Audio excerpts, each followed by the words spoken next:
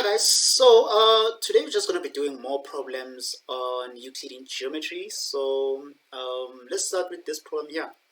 What we are given is a tangent with circle BDCF, right? And we're asked to prove that A1 is equals to angle F, right? So the first thing that I need you guys to do first, before you do anything, is to prove, right? To prove that this is a cyclic chord. Why am I doing that? I feel like that's one way that can help us get from this A up to this F, right? To prove this. So we first need to prove that the following is a cyclic chord. So this is a cyclic chord, right? Because you can't just say it's a cyclic chord because you were not told, right? You were not told that it's a cyclic chord.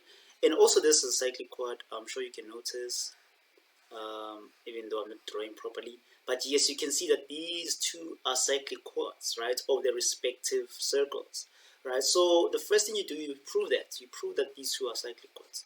And you need to know your properties of cyclic chord, right, to prove it. The first thing I'm going to do is I'm going to say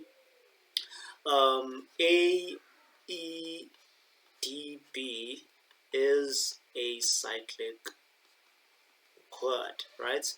My reason for that is that point A, E, D, and B are at the circumference of the circle, right? Are at the circumference of a circle. You can phrase it the way you want, but yeah, that's the reason.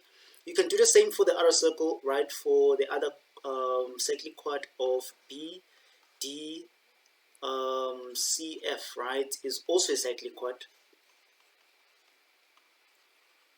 right? You state the same reason that B, D, C, and F are at the circumference of a circle. So if you don't mention this, then it's a problem because whatever you prove, it just won't be valid, because no one told you that this is a cyclic chord. So you can't assume that it's a cyclic chord unless you prove that it's a cyclic chord. Hence, it's important to know the properties of cyclic chord. So I'm removing this so that I'm able to prove. You don't have to remove it. You state it first, and then you continue writing, right? I'm just removing this so that I have enough space to write on. So now I know that these two are cyclic chords, right? The first thing I'm going to do is I'm going to say this angle A here is equals to this opposite interior angle of D2, right? So I'm just going to write that down. Angle A1 is equals to angle D2. What's the reason for that? Think in the moment.